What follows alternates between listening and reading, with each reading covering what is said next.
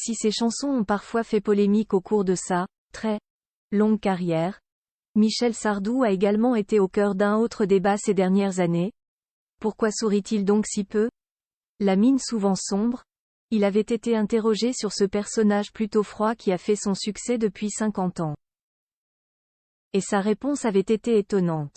La suite après la publicité, si on a dans l'esprit les choses endiablées de Johnny Hallyday, suant sous les projecteurs, le sourire de Michel Berger au piano ou encore le costume sombre d'Eddie Mitchell, c'est la mine fermée de Michel Sardou qui domine, lorsque l'on parle de lui.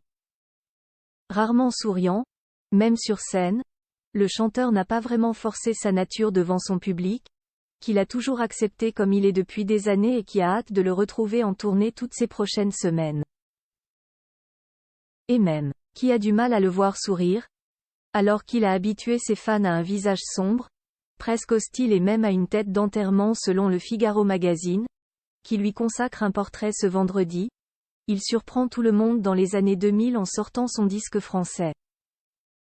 Sur la pochette, en effet, un léger sourire éclaire son visage. Mais, l'audience ne suit pas. Loin de certains de ses albums vendus à plus d'1 million d'exemplaires, celui-ci s'arrête en effet à 375 000 ventes et ne séduit pas. On m'accuse de ne pas sourire.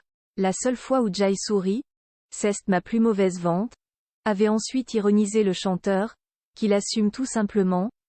Contrairement à ses parents, l'affable Fernand et la bonne vivante Jackie, il n'est pas dans sa nature de sourire. Et cela s'est même transformé en argument marketing, selon son ancien producteur Régis Tallard. Sardou faisant la gueule, on en est responsable, même si on ne l'a pas fabriqué, avait-il avoué.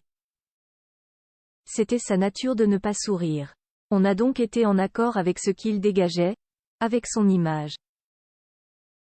On n'a pas lutté contre ses idées, ses textes, qu'ils soient discutables ou pas. On est allé au bout de ce qu'il avait. Notre rôle était de mettre en valeur sa personnalité.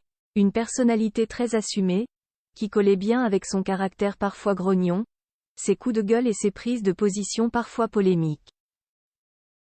Alors bien sûr, sur les plateaux de Marici et Gilbert Carpentier, dans les années 70, Michel Sardou a parfois détonné avec ses costumes 3 pièces et ses nœuds papillons, loin de tous ses confrères ravis d'aller briller et scintiller, rire ensemble et parfois improviser des duos improbables.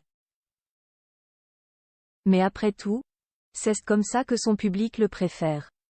Et il ne risque pas de changer tout de suite. La suite après la publicité.